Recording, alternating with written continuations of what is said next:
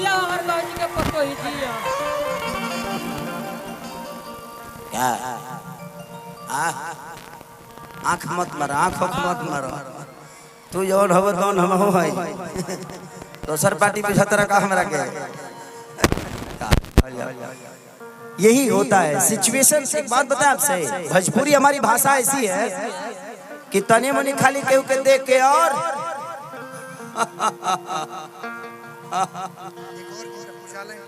उजाला एंटरटेनमेंट आज बुझाता जिलो हमरा के यूट्यूब के सब पैसा हमरे के दे दिलो का। चलिए उजाला एंटरटेनमेंट ऐसे ही उजाला की तरह आप चमकते रहिए। अच्छा है कि दिन में कार्यक्रम नहीं तो तू कैमरा ना चलता पर कैमरा बचाई तो हमनी के भोजपुरी भाषा ऐसा ना कि एक बार केहू के कह द का हो अब ओकरा मन में शौक पैदा हो जाए कि रे काहे में कहला सा वो आधा कंफ्यूज हो जाए। तो हमनी के भाषा में ऐसा ना जे एगो शब्द के एगो अर्थ ना होला 40 गो अर्थ निकल जाए। तो कोनो बात नहीं तो चलते रहे। आँख मत मारा, ई भाव हो जहाँ जिसन तहाँ तेसन ना करे तो मरद कैसा।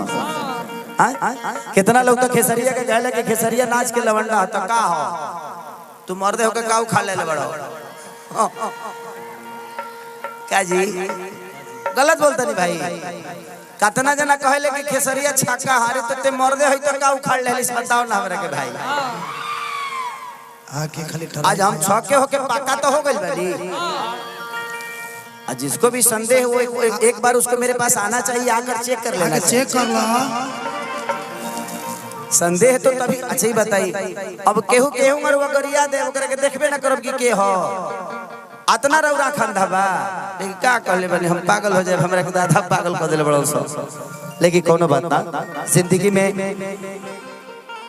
अच्छी एक्टिंग उसी को मिलती है जिसके पास सबसे ज्यादा मुसीबत है वो सबसे बड़ा होता है और आने वाले समय में उससे बड़ा कोई नहीं। रीजन ये होता है कि उसको दुनिया सीख देती है। आप मुसीबत से कभी घबराइए मत, वो आपकी ताकत है। जैसे जैसे आप निकलते जाइएगा वैसे ही आपकी उपलब्धियां बढ़ती जाएगी दुनिया में। तो कभी भी मुसीबत को दिल से ना हंसत रहिए, हंसल सीख जेबे तो हर दुख दूर हो जाएगा।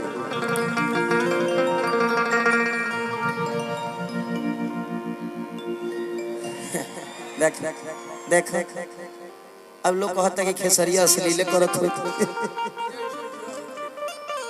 विजय स्टूडियो अमित गिरी पुरस्कार में भगवान से बरनी 500 मत दो यार,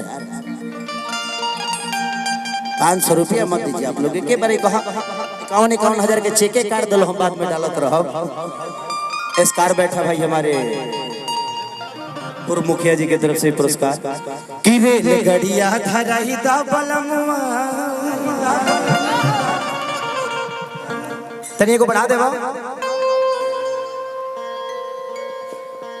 शीशा करो करके। हाँ चलिए जयप्रकाश भैया की तरफ से फिर से पुरस्कार आशीर्वाद की और सरकार की भगवान से प्रार्थना कैसे ही बाबा के जिंदगी हम अब दुआ ही कर सकेले। अब आशीर्वाद देवे की क्षमता तो हमार नहीं है। ऐसे जो हर उस ब्राह्मण कुल का आदमी मेरे लिए गुरु सम्मान होता है, क्योंकि मैं भी एक ब्राह्मण का ही शिष्य हूँ माननीय कमलाकांत मिश्रा जी। इसीलिए हर आदमी हर ब्राह्मण मेरे लिए गुरु की तरह होता है, चाहे वो 5 साल का बच्चा हो या 50 साल का बुजुर्ग। देखा बाबू रे बाबू बाबा रे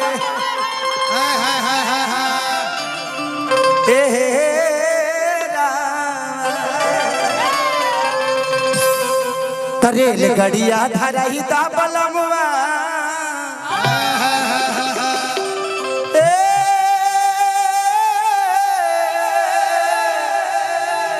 हे राजा हो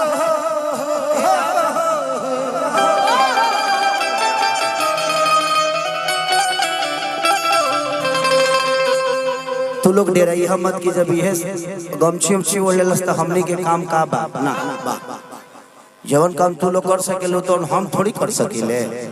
तारा लोग के अलग सिस्टम बा, हमारा अलग सिस्टम बा। काम करे के तरीका सबकर चेंज हो जाला। किरे ले गड़िया धराई दा बलमुआ रेल गड़िया धराई दा बलमुआ जाई हर धाम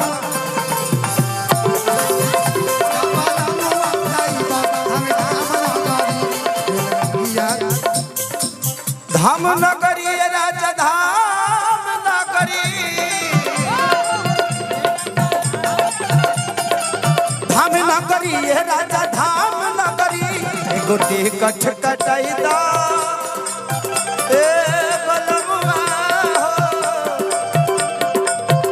एगो टिकट कटाई दा बलमुआ जाजी दा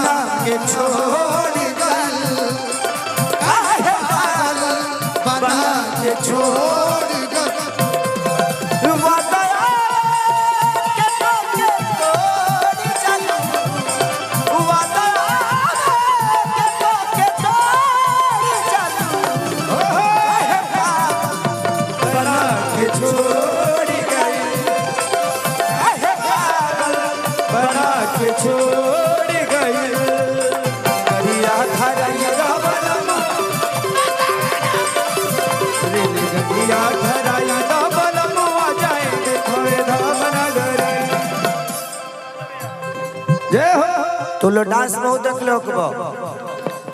चलिए हमारे जयप्रकाश भैया के बड़ भैया ओपी भैया की तरफ से बहुत आशीर्वाद, भगवान से प्रार्थना शुभकामना खाती कि जयप्रकाश भैया सही दिनों रात चौगुना नाल तबला दोनों ट्रेबल।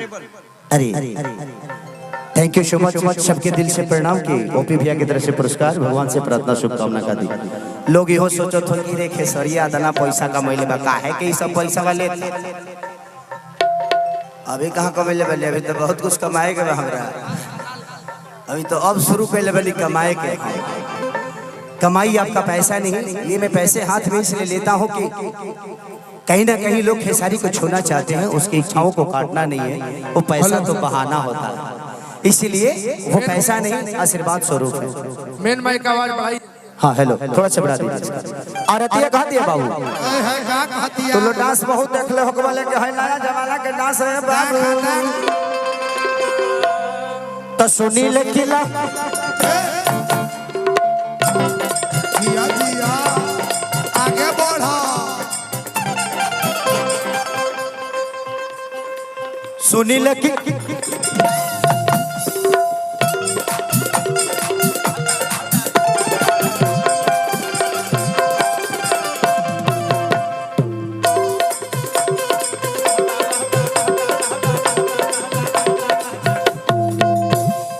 भोजपुरी है हमने के भोजपुरी है हईले है, एकरा ऊपर कुछ ना हो। तो सुनी ले किला के लठावे में मेला, तू नहीं जही बात बजाई बकेला,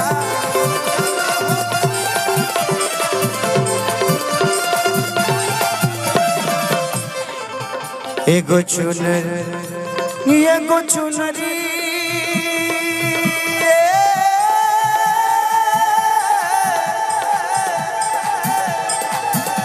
राजा हे पिया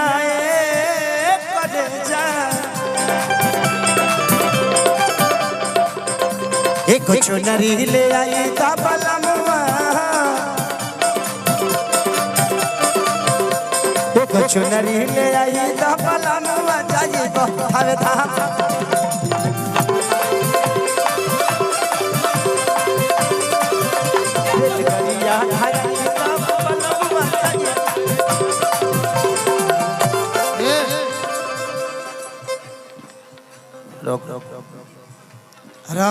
का नाम है तहार?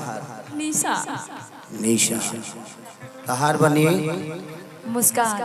मुस्कान। मुस्कान। आपका? प्रतिभा। आओ बहना तू। तहार? छाया। छाया। इधर इधर। आपका नाम? भैया भैया ये चांदनी है, आपका एक गाना आया था आवा ये बलमुआ मुलायम कर चाच के, इनमें इतना ज्यादा हिट हुई थी ये। अच्छा इसी ने मुलायम किया था। आप गर्मी भरी इधर ही रहिएगा, क्योंकि बहुत इधर गर्मी है ना, सबका उठ फट जाता है। आप रहिएगा तो मुलायम करते रहिएगा। भेसलिंग हो तुम, अपना नाम भेसलिंग रखना। मुस्कान से हटा दो। चलिए थैंक यू आप लोगों को, इन कलाकारों। एक बार आप लोग थोड़ा सा प्रणाम कर लीजिए जनता को, एक बार ताली बजा दीजिए आप लोग। होई प्रणाम कौन हो रे, तिरछे मारती है ये, कोई बात नहीं बेटा, सम्मान तो सम्मान होता है। औरत कहती है कि पूजा पयाइल बड़े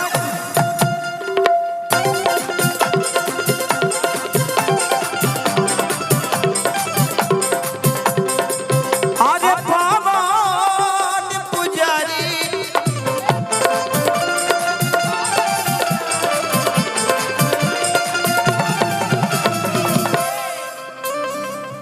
तू नहीं जोई बल के जाई खेसारी,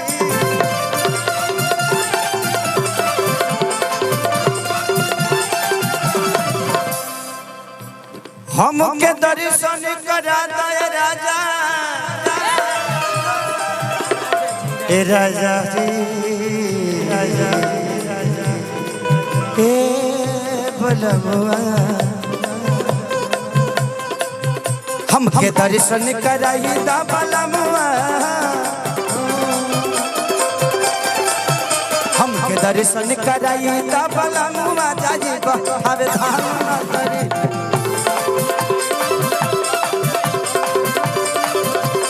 करिया धराई दा